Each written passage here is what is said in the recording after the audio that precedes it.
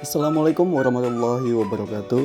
Izin memperkenalkan diri, nama saya Rian Radinan Maulana dengan NPM 2311144 dari Prodi Manajemen 23B.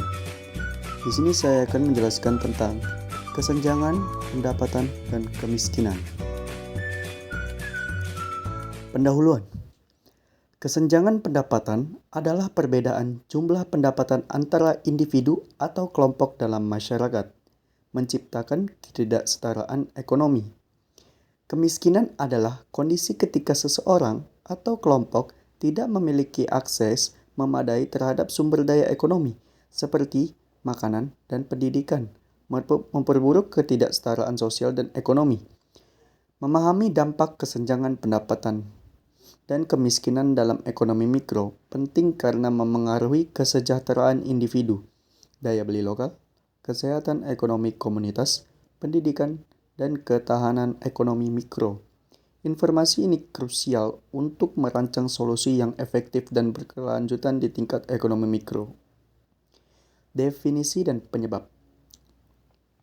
Kesenjangan pendapatan adalah perbedaan pendapatan antara individu atau kelompok, menciptakan ketidaksetaraan ekonomi. Kemiskinan adalah kondisi ketidakmampuan individu atau kelompok untuk mengakses sumber daya ekonomi, memperburuk ketidaksetaraan sosial dan ekonomi.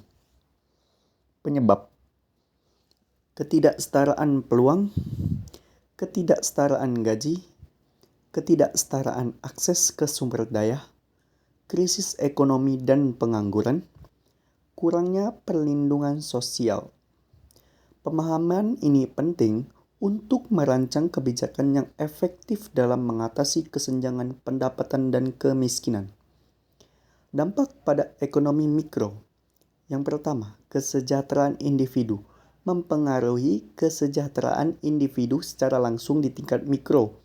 Yang kedua, kinerja bisnis mikro.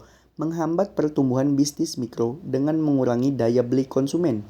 Yang ketiga, pendidikan dan keterampilan. Mempengaruhi akses terhadap pendidikan dan keterampilan tenaga kerja di tingkat mikro. Yang keempat, daya beli lokal.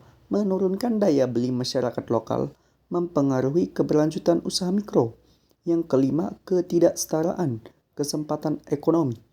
Membuat ketidaksetaraan dalam akses terhadap peluang ekonomi di tingkat mikro.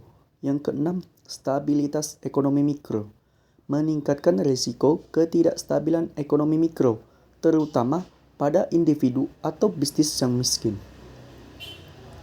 Solusi dan upaya. Solusi dan upaya mengatasi: yang pertama, pemberdayaan ekonomi mikro. Pelatihan keterampilan dan akses ke modal untuk meningkatkan bisnis mikro. Yang kedua, program pendidikan dan pelatihan. Program untuk meningkatkan kualifikasi tenaga kerja di tingkat mikro. Yang ketiga, kebijakan upah yang adil. Kebijakan upah yang adil untuk mengurangi ketidaksetaraan gaji. Yang keempat, akses yang adil ke sumber daya. Pastikan akses yang adil ke sumber daya ekonomi. Yang kelima, perlindungan sosial. Bangun sistem perlindungan sosial untuk melindungi dari risiko ekonomi. Keenam, pemberdayaan perempuan. Fokus pada pemberdayaan perempuan melalui pendidikan dan peluang ekonomi setara. Kesimpulan. Kesimpulan yang dapat kita ambil dari materi ini yaitu kesenjangan pendapatan dan kemiskinan memiliki dampak signifikan terhadap kesejahteraan individu, kinerja bisnis mikro, dan stabilitas ekonomi lokal. Untuk mengatasi tantangan ini, perlu dilakukan upaya pemberdayaan ekonomi mikro melalui pelatihan keterampilan, kebijakan upah yang adil, akses yang adil ke sumber daya, dan perlindungan sosial yang kuat. Program pendidikan dan pelatihan juga krusial, sambil memberikan perhatian khusus pada pemberdayaan perempuan. Dengan solusi-solusi ini dapat diciptakan fondasi yang lebih kuat untuk mengurangi kesenjangan pendapatan dan mengatasi kemiskinan di tingkat ekonomi mikro, mendorong pertumbuhan yang inklusif dan berkelanjutan. Sekian dari penjelasan saya, semoga materi ini bermanfaat. Terima kasih.